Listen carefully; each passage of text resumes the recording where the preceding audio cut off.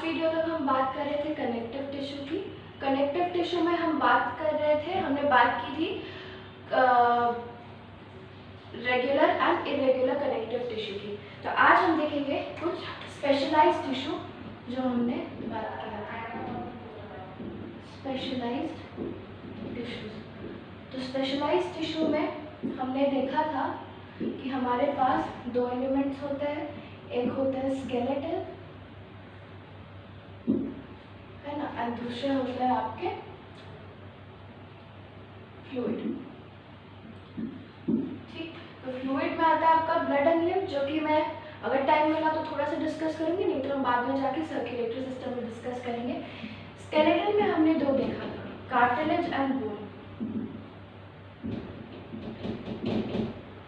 ये हमारा main point of आज का डिस्कशन रहेगा। तो स्टार्ट करते हैं कार्टिलेज से।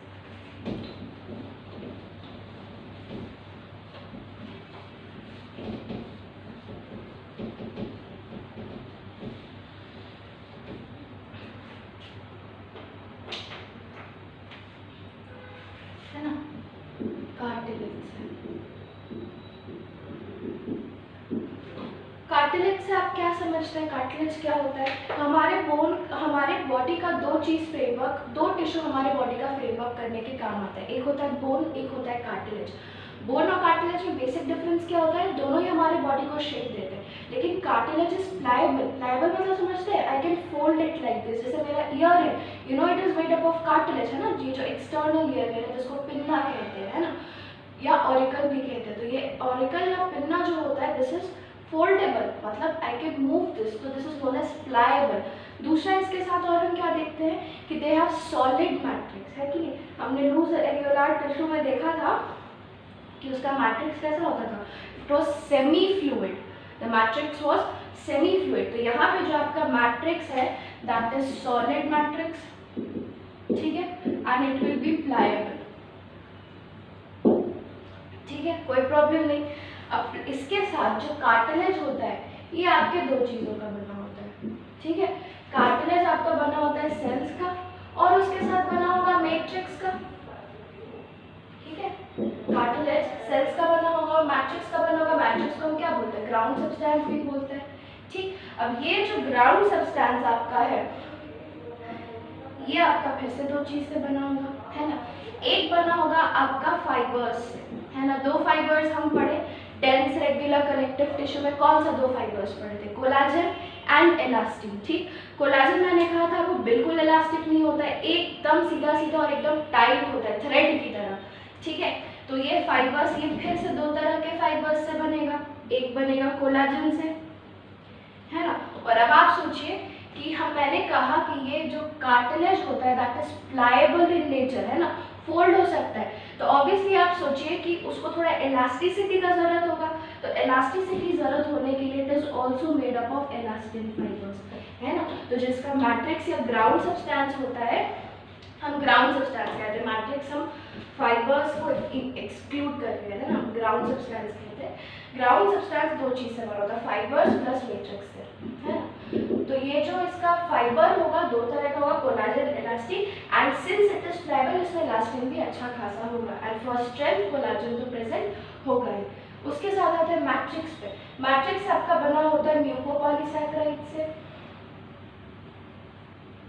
ठीक है, जो कि एक स्पेशल नेम होता है, उसको बोलते हैं कॉन्ड्रोम्यूकोप्रोटीन। कार्टिलेज में मैट्रिक्स जिस म्यूकोपॉलीसैकेराइड से बना होता है उसको हम बोलते हैं कॉन्ड्रोम्यूकोप्रोटीन, कॉन्ड्रोम्यूकोप्रोटीन, ठीक है, या इसको कॉन्ड्रीन प्रोटीन भी बोलते हैं, कॉन्ड्रीन प्रोटीन, ठीक है,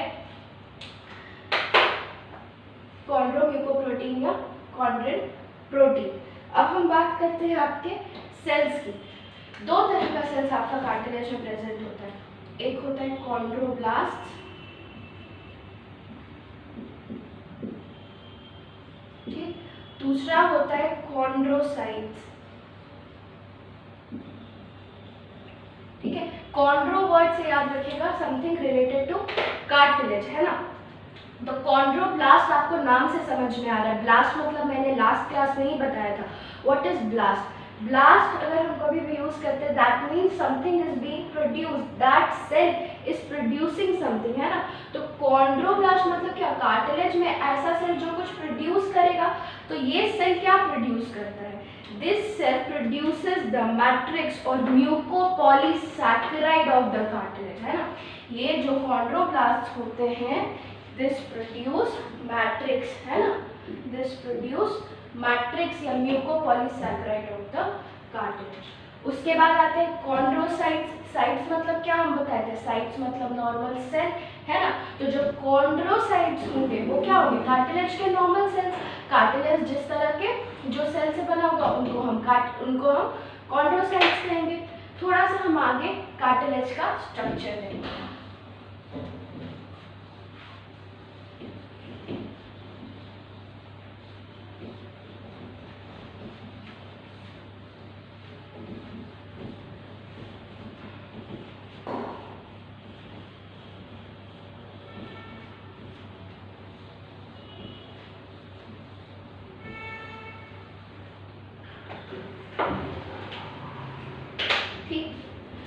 कार्टिलेज क्या होता है आपका, कार्टिलेज का जो आउटर एक कवरिंग होता है उसको हम बोलते हैं perichondrium, that is called as perichondrium, है ना।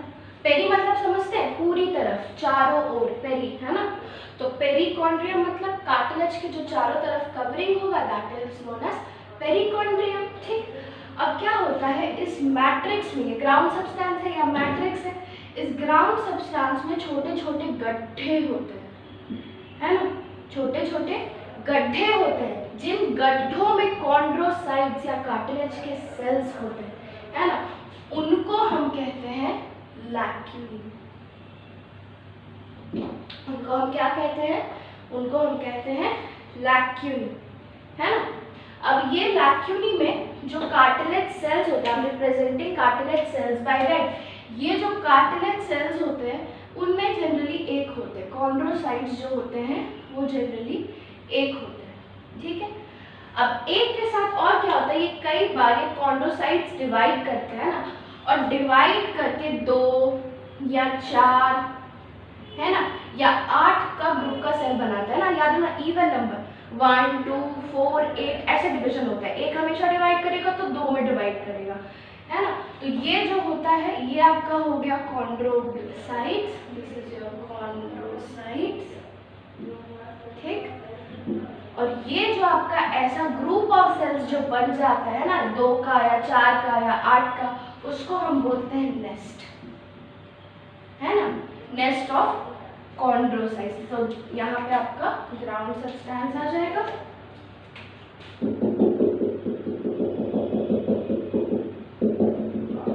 ठीक है।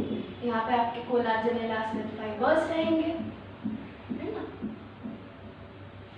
इस तरीके से आपका कार्टिलेज का स्ट्रक्चर होता है। याद रखना ये जो पेरिकॉन्ड्रियम होता है it is also made up of a layer of cells, है ना, और वो लेयर ऑफ सेल ही बाकी कॉन्ड्रोब्लास्ट या साइट्स को गिव राइज करते हैं। मतलब पेरिकॉन्ड्रियम के सेल्स डिवाइड करके कॉन्ड्रोसाइट्स बनाते हैं। तो नेस्ट हम किसको बोलते हैं, नेस्ट इज ग्रुप ऑफ 2, 4 और 8 कॉन्ड्रोसाइट्स, है ना। ग्रुप ऑफ 2, 4 और 8 कॉन्ड्रोसाइट्स को हम नेस्ट करेंगे, ठीक है। और इसका कार्टिलेज का outer covering that will be perichondrium. हम थोड़ा सा आते हैं टाइप्स ऑफ कार्टिलेज में।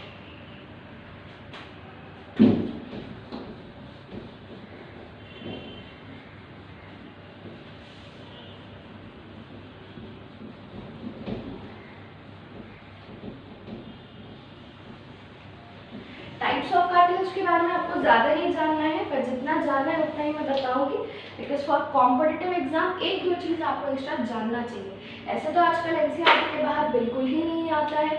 You should read your NCERT thoroughly, बार बार हम बोल रहे हैं। As soon as I will complete one topic I will tell you कि यहाँ तक आप एनसीईआरटी पढ़ करके क्वेश्चन बना लीजिए, है ना। For solving question you can also refer your study material. उसके अलावा 1-2 और अच्छी बुक्स आती है, जैसे कि जो मैं प्रेफर करती थी अपने टाइम में, that was NCERT at your finger tips. तो फॉर बायोलॉजी है ना, you can solve it for biology. आप एनसीईआरटी खूब अच्छे से पढ़िए, उसके बाद उसका एक्सरसाइज बनाइए, जो डाउट होता है आप डायरेक्टली वैसे व्हाट्सएप पर पूछ सकते हैं ना। अगर कोई अनइम्पोर्टेंट क्वेश्चन होगा तो मैं बता दूंगी, और कोई इंपॉर्टेंट क्वेश्चन होगा तो मैं बता दूंगी। चलिए, तो कार्टिलेज का हम टाइप्स देखते हैं। कार्टिलेज 3 तरह का होता है। पहला होता है हायालाइन cartilage,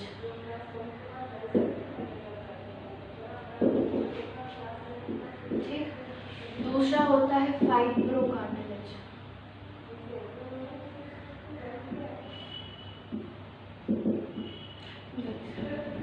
elastic cartilage, elastic cartilage, and last one is fibro cartilage.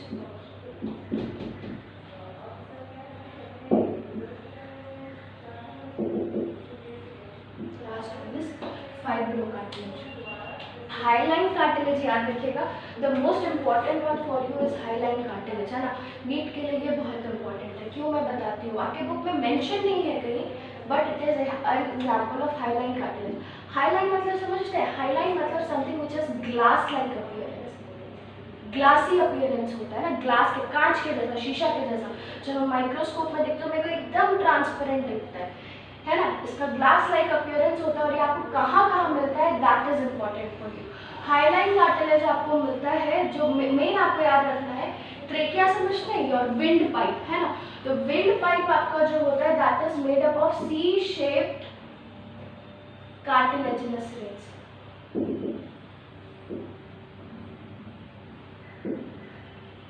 C shaped cartilaginous rings.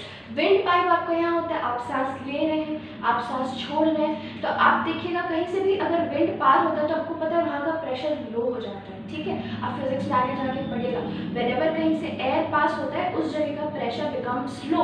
तो प्रेशर लो होने की वजह से क्या होता है, अगर ये विंड पाइप को कुछ स्ट्रॉन्ग स्ट्रक्चर सपोर्ट नहीं कर रहा होगा, इट विल कोलैप्स, है ना। जैसे ही विंड यहाँ से पार हुआ, वैक्यूम क्रिएट हो गया, कोलैप्स। तो ऐसे आप कोलैप्स नहीं कर सकते अपना ट्रेकिया को, है कि नहीं, आपको खोल के रखना है। तो फॉर ओपनिंग योर ट्रेकिया और विंड पाइप, उसको स्ट्रक्चर को सपोर्ट करने के लिए, so that your windpipe does not collapses, आपका जो ट्रेकिया होता है that is made up of rings of cartilage, and that those rings are not complete, है ना, वो इनकम्प्लीट रिंग्स होता है, सी शेप की तरह ना, लेटर सी फॉर कैट, सी की तरह वो इनकम्प्लीट रिंग्स होता है। एंड वो इनकम्प्लीट रिंग्स जो होता है that is made up of cartilage, and which type of cartilage, that is hyaline cartilage. मैं जब रेस्पिरेटरी सिस्टम पढ़ाऊंगी आपको फिर से याद दिलाऊंगी, that is very important. C shape cartilaginous rings is made up of which type of cartilage, it is made up of hyaline cartilage, ठीक है। तो ट्रेकिया हो गया या ब्रोंकाई बोल लीजिए, it is made up of hyaline cartilage, है ना। उसके बाद आते हैं फाइब्रो कार्टिलेज। फाइब्रो कार्टिलेज में भी कुछ नहीं होगा, बस इलास्टिक फाइबर्स का अमाउंट थोड़ा ज़्यादा हो जाएगा। इसका आपको एग्जांपल याद रखना है, नॉर्मल आपका ईयर, है ना, योर ऑरिकल, जिसको ऑरिकल या पिन्ना बोलते हैं। ईयर मतलब, ईयर आप समझते हैं it is a very compound structure, है ना। बचपन का आप बातें छोड़ दीजिए, बचपन की, है कि नहीं, थोड़े आप बड़े हो गए, अब हम अच्छे टर्म्स में जानेंगे। ईयर, हमारा ईयर का 3 पार्ट होता है, जो which is visible from outside, जो हम बाहर से देख सकते हैं, उसको हम एक्सटर्नल ईयर कहते हैं। उसके बाद फिर इंटरनल या मिडिल ईयर होता है, फिर अंदर में इंटरनल ईयर होता है। इस पूरे स्ट्रक्चर को मिला करके हम ईयर कहते हैं। तो जो बाहर में हम देख पा रहे that is just a part of year, और उस पार्ट ऑफ ईयर को हम क्या कहते हैं, हम कहते हैं ऑरिकल या फिर पिन्ना, है ना। ऑरिकल या फिर यहाँ लिख देते हैं ऑरिकल या फिर पिन्ना कहते हैं ना, एक्सटर्नल ईयर कहते हैं इसको, external ear. This is made up of elastic cartilage. इसके अलावा your tips of nose, tips of nose, है ना, वहां पे भी आपका इलास्टिक कार्टिलेज होता है, ठीक। लास्ट आपका बचा फाइब्रो कार्टिलेज। फाइब्रो कार्टिलेज का एक स्पेशलिटी होता है, क्या होता है कि नाम से ही पता चला है फाइब्रो, तो इसमें फाइबर बहुत ज्यादा होगा, लेकिन इलास्टिक फाइबर नहीं होगा, कोलाजन फाइबर होगा। तो this is one of the most toughest cartilage. इन सब में से सबसे टफ या सबसे टाइट या सबसे स्ट्रॉन्ग कार्टिलेज कौन सा होगा, आपका फाइब्रो कार्टिलेज होगा, है ना। तो फाइब्रो कार्टिलेज में ऑब्वियसली अगर स्ट्रेंथ काफी ज्यादा है, इतना टाइट है, तो कौन सा टाइप का फाइबर आपको सबसे ज्यादा मिलेगा, you will get collagen fibres, है ना। इसमें कोलाजन फाइबर्स आपको बहुत ज्यादा मिलेगा। उसके साथ याद रखना फाइब्रोकार्टिलेज में पेरिकॉन्ड्रियम, पेरी हम बता रहे what is perichondrium, covering outer covering of the cartilage, तो पेरिकॉन्ड्रियम जो होगा that will be absent, perichondrium is absent, है ना।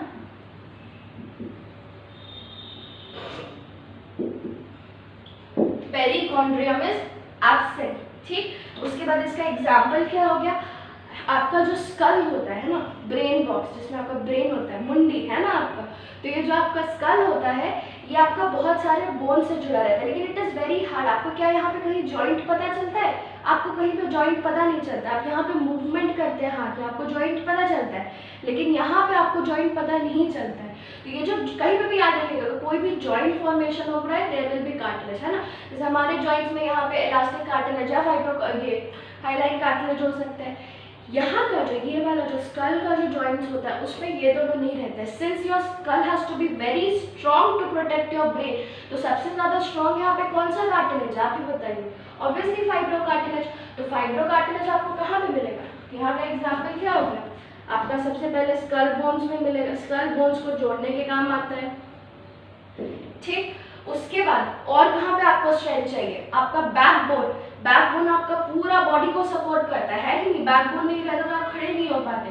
तो बैकबोन भी जो वर्टेब्रा होते हैं ना, बैकबोन का बहुत अलग अलग बोन्स को वी कॉल देम वर्टेब्रा। तो अलग अलग जो वर्टेब्रा होते हैं वो भी कार्टिलेज से जॉइंट होते हैं, उनको कहते हैं हम इंटरकैलेटेड डिस्क। हम लोग को क्या कहते हैं? Intercalated disc.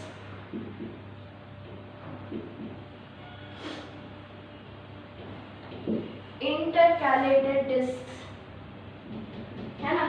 ये इंटरकैलेटेड डिस्क भी आपका फाइब्रोकार्टिलेज से बने होते हैं। उसके अलावा एक और एग्जांपल आपको याद रखना है, प्यूबिक सिम्फाइसिस। आपका हिप बोन होता है ना, जो जो दो हिप बोन होता है वो सामने की तरफ में आपका एकदम टाइट से जुड़ा रहता है, वहां पे भी आपका कौन सा कार्टिलेज काम में आता है? फाइब्रोकार्टिलेज, ठीक। तो एक और आपको याद रखना है प्यूबिक सिम्फाइसिस। प्यूबिक सिम्फाइसिस मतलब जो हिप बोन्स, आपके दो हिप बोन्स होते हैं, वो दो हिप बोन्स आपके आगे में जाके ज्वाइन करते हैं, और ज्वाइन करते हैं उस ज्वाइनिंग की जगह उस जॉइंट को हम क्या बोलते हैं? उस जॉइंट को हम प्यूबिक सिम्फाइसिस बोलते हैं। तो हम बताएं कोई भी जॉइंट में कार्टिलेज रहेगा तो उस जगह पे भी आपका क्या रहता है? आपका फाइब्रोकार्टिलेज होगा। बोन्स के बारे में आपको अभी नहीं पता है, हम जब आपका लोकोमोशन एंड मूवमेंट पढ़ाएंगे तब आपको पता चल जाएगा what is hip bone, what is pubic symphysis. अभी के लिए आप ये जानिए। So last example is pubic symphysis. Yeah, pubic symphysis. With this we complete the topic cartilage. हम start करते हैं bones से।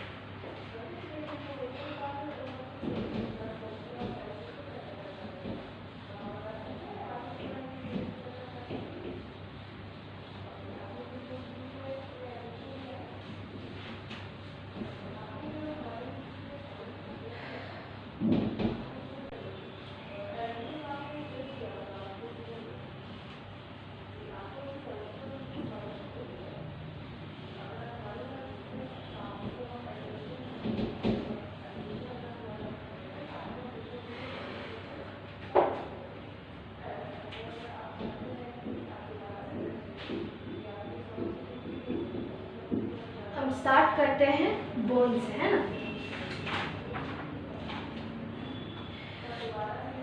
ठीक, आपका जो बोन होता है आपको पता है this is one of the strongest and hardest tissue of your body, ठीक है। तो ऑब्वियसली एक तो ये भी इस तरह के सेल से बना होगा, ठीक है, और दूसरा क्या होगा? एक ग्राउंड सब्सटेंस होगा इसका, है ना। इसका ground substance is very solid, एकदम सॉलिड, एकदम तगड़ा, एकदम हार्ड होता है ना। इसी के चलते आप चल रहे हैं, खड़े हैं, है ना, जो भी है, ठीक। ग्राउंड सब्सटेंस की पहले बात करते हैं ना। ग्राउंड सब्सटेंस में फिर से दो चीज आ जाएगा, ठीक है। एक तो आ जाएगा आपका फाइबर्स, ठीक, फिर दूसरा आपका आ जाएगा मैट्रिक्स, ठीक। अब इसकी बात करते हैं। ये जो फाइबर्स होगा, अब सोचिए आपका बोन को बहुत ज़्यादा स्ट्रेंथ चाहिए, तो बोन को बहुत ज़्यादा स्ट्रेंथ चाहिए, उसके लिए ऑब्वियसली कौन सा फाइबर बहुत ज़्यादा अमाउंट में होगा? बहुत बहुत बहुत ज़्यादा अमाउंट में आपका कोलाजन फाइबर्स मिलेगा, है ना। बहुत बहुत ज़्यादा अमाउंट में you will get collagen fibres, ठीक। इलास्टिन भी मिलेगा पर दैट इज नॉन सिग्निफिकेंट, कम मिलता है। उसके बाद ये जो मैट्रिक्स होता है, अब ये मैट्रिक्स आपको पता है आपके बोन्स में कैल्शियम का डिपोजिशन होता है। Obviously why is calcium deposited in your bones, आप सोचिए दिस इज वेरी स्ट्रॉन्ग, है ना, आपको बोन को बहुत स्ट्रॉन्ग रखना है, तो आपका कोई भी ऑर्गेनिक सब्सटेंस इतना स्ट्रेंथ आपको नहीं दे सकता है ना। बोन जैसे कड़ा एकदम मूव नहीं कर सकता, तोड़ नहीं सकते आप बोन को, है ना। तो आपको उसको स्ट्रॉन्ग रखने के लिए सिर्फ ऑर्गेनिक चीज से काम नहीं चलेगा, आपको उसमें कुछ इनऑर्गेनिक सब्सटेंस मिलाना पड़ेगा। What is that inorganic substance? Calcium. Inorganic organic क्या होता है? ऑर्गेनिक मतलब जो ज्यादा अमाउंट में मेरे को लिविंग थिंग्स में मिलता है, that is an organic substance. जो जनरली हमको अर्थ में मिलता है, अर्थ के क्रस्ट में मिलता है, एटमॉस्फेयर में होते हैं, दैट इज इनऑर्गेनिक सब्सटेंस। तो मैट्रिक्स फिर से आपका दो चीजों से बना होगा, है ना, एक बना होगा ऑर्गेनिक चीजों से, दूसरा बना होगा इनऑर्गेनिक चीजों से, ठीक है ना। अब ये जो ऑर्गेनिक होगा this will again be made up of mucopolysaccharides, है ना। तो जो म्यूकोपॉलीसैकेराइड्स प्लस हाइड्रोलिक एक एसिड होता है जिसको हम कहते हैं हाइड्रोलिक एसिड, है ना। I am writing here organic का जो कंपोनेंट होता है, आई एम राइटिंग हियर, है ना। एक तो हो गया आपका म्यूकोपॉलीसैकेराइड, म्यूकोपॉलीसैकेराइड, ठीक है। जैसे कि उसको हम कॉन्ड्रोम्यूकोप्रोटीन बोले थे, या फिर उसका नाम था कॉन्ड्रिन प्रोटीन। इस म्यूकोपॉलीसैकेराइड का नाम होता है ऑसिन प्रोटीन, है ना। ऑशियस मतलब रिलेटेड टू बोन, जैसे कॉन्ड्रिया मतलब रिलेटेड टू कार्टिलेज था, ऑशियस मतलब रिलेटेड टू बोन। तो ये जो प्रोटीन होगा that will be ऑसिन protein, that will be ऑसिन protein, है ना, म्यूकोपॉलीसैकेराइड। इसके अलावा एक और एसिड आपके बोन्स में आपको मिलता है, that is hydraulic acid, that is hydraulic acid, ठीक। ये आपका ऑर्गेनिक कंपोनेंट हो गया। इनऑर्गेनिक कंपोनेंट्स आपका क्या होता है ना। एक तो आपको पता है कैल्शियम, तो आपको मिलता है कैल्शियम कार्बोनेट। आपको पता है आपके बोन्स में कैल्शियम के साथ फास्फोरस भी डिपॉजिटेड होता है, तो आपको मिलता है कैल्शियम फॉस्फेट, है ना। उसके साथ एक और चीज आपको मिलता है फ्लोराइड आयन भी आपके बोन्स में जमा होता है, तो आपको एक और चीज मिलता है दैट इज कैल्शियम फ्लोराइड। और ये तीनों की वजह से ही आपका बोन इतना स्ट्रॉन्ग इन स्ट्रक्चर होता है ना। तो ऑर्गेनिक आपको क्या क्या हो गया, ऑसिन प्रोटीन, म्यूकोपॉलीसैकेराइड जिसको कह सकते हैं, उसके साथ हाइड्रोलिक एसिड, उसके साथ आपका इनऑर्गेनिक सब्सटेंस हो गया calcium carbonate, calcium phosphate and calcium fluoride, है ना। इतना याद रखिएगा। सेल्स हम बताए थे आपको, जैसे आप बताइए कार्टिलेज में कौन कौन से सेल्स हैं। सबसे पहले कॉन्ड्रोब्लास्ट थे, यहाँ पे भी क्या होंगे, हम ऑस्टियस बताए थे, बस कॉन्ड्रो की जगह ऑस्टियो लगा दो, है ना। तो क्या होंगे यहाँ पे ऑस्टियोब्लास्ट होंगे, ठीक है। कॉन्ड्रोसाइट्स थे, आप यहाँ पे ऑस्टियोसाइट्स लगा दीजिए, है कि नहीं। उसके साथ यहाँ पे जैसे वहां पे perichondrium was producing the all the cells of the cartilage, मैंने बताया आउटर कवरिंग जो कार्टिलेज का पेरिकॉन्ड्रियम के सेल्स थे वो आपको ऑस्टियोब्लास्ट का class, osteo I am very sorry, perichondrium जो था आपका कार्टिलेज का, the cells of perichondrium were producing chondrocytes and chondroblast. यहाँ पे पेरीऑस्टियम होता जरूर है बोन का आउटर कवरिंग, लेकिन periosteum does not produce these cells. एक और सेल है ना, यहाँ पे ऑस्टियोब्लास्ट ही सारा काम करता है, वो हमेशा से प्रेजेंट होता है। उसके साथ एक और चीज यहाँ पे आपको एक और सेल मिलता है दैट इज ऑस्टियोक्लास्ट्स,